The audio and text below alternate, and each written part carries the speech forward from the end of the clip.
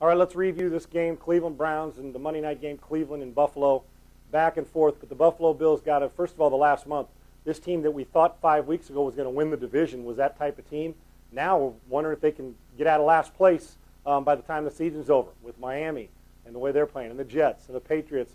The Buffalo Bills are in danger. I mean, Marshawn Lynch had a monster night, but it wasn't enough.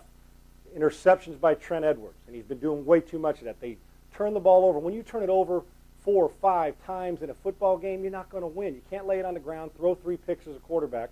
And their special teams played huge in the football game, did Buffalo, and they still, until the last field goal, and Ryan Lindell pushed it right, and they've heard wide right too many times in Buffalo, but missed a field goal, and Buffalo still could have won the game. But they didn't. Moral victories don't matter to me, and they don't matter to Buffalo. Unfortunately, they're not closing out games. In Cleveland, Brady Quinn does a nice job, made some key throws. They ran the ball effectively enough with a big play and a home run running it, and their defense came up with a few stops.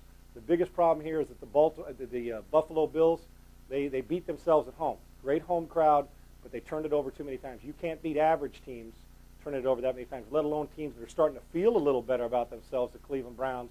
And even average teams will beat you, and they were still down to a last field goal and couldn't pull it out. But Trent Edwards has got to get better at protecting the ball. For a guy who was the golden boy 5-6 weeks ago, 2 months ago in Buffalo, all of a sudden you start to hear the chants and the boos against Trent Edwards. He's got to fix this. And every quarterback goes through adversity. But if Buffalo's going to have a chance, they can't just be one-dimensional with Marshawn Lynch. They got to get this passing game going again, and they've got to stop turning it over.